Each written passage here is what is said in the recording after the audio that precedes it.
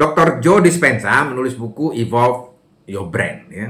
Ada temuan yang menarik ini. Dia bilang gini, orang-orang yang mencapai hasil yang baik, ya, itu menunjukkan satu koherensi antara gelombang pikiran, energi, ya, vibes-nya dengan apa yang ia mau capai. Pertanyaan kita kan bagaimana kita menerapkannya itu di kantor, ya, karena buku ini kan banyak cerita tentang personal. Kita bagaimana menerapkannya di kantor.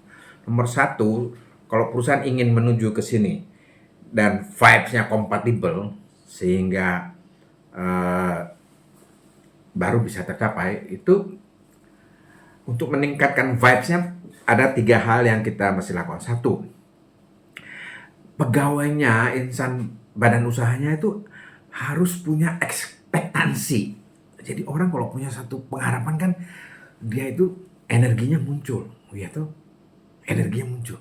Ekspektasinya misalnya itu strategic goal atau visi perusahaan itu begitu dia dengar dan lihat tuh dia wow, ya, I want to be part of that. Ada pengharapan. Nah, kedua, itu dia tidak bingung tapi punya keyakinan dan langkah yang purposeful. Maksudnya apa?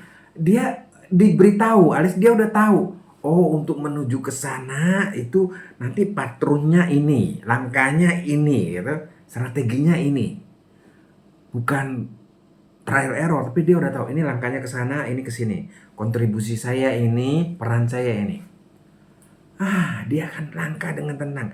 Apalagi dia tahu kalau udah sampai seperempat perjalanan akan ketemu ini, milestone-nya jelas, ya.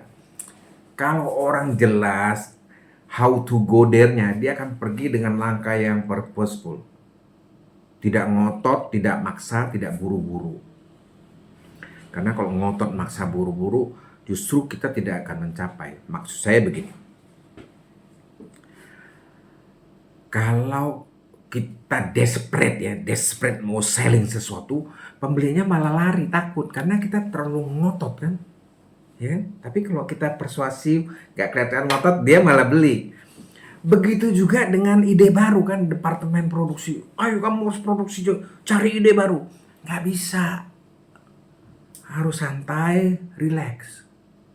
Sama kayak kita mau cari barang kan Pak, atau mau nginget sesuatu, dipaksain, kemarin saya ingat ini ide bagus, paksain suruh keluar, nggak bakalan. Tapi waktu kita sudah relax, lupa, malah muncul, ya kan? Atau kita kehilangan kunci atau cari paksa, nggak bisa. Karena gelombang mind itu tidak bisa dipaksa. Misalnya besok pagi mau berangkat ke airport, paksa harus tidur awal, malah nggak tidur. Ya, jadi untuk membuat vibes-nya tinggi, satu, where to go-nya itu, visi dream-nya itu, dia punya pengharapan. Makanya nggak boleh bikin visi goal itu hanya formalitas, tidak memberikan ekspektasi. Dua, strategi milestone-nya itu memberikan dia gambaran yang jelas. How do we get there? Ukurannya apa? Nanti kalau sampai perjalanan ini ketemu apa, itu namanya milestone, ya. Nah, kalau itu udah ada faktor pendukungnya, ya Pak, Bu. Kantornya harus bersih, pabriknya bersih, rapi, nggak ada tumpuk-tumpukan, geletakan sembarangan, nggak ada. Karena vibes-nya harus begitu, ya. Pakaiannya juga rapi. Kalau Donald Trump istilahnya itu mint, ya, jangan acak-acakan. Itu orang kalau acak-acakan energi rendah. Mobilnya rapi, bersih, ya. Kemudian keusahakan tidak ada bau yang nggak enak di kantor, di tempat kerja, apalagi badan kita, ya. Itu semua akan menghasilkan vibes yang sangat menarik.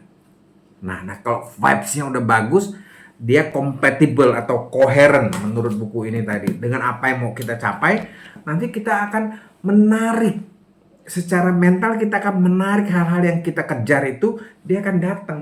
Tapi kalau koherennya tidak ada, vibes-nya kita di sini, yang mau kita kejar ada di sini, yang ada kita mendorong dia pergi, bukan menarik. Alright? Nah, itu kira-kira pentingnya menciptakan vibes yang kompatibel dengan destinasi yang kita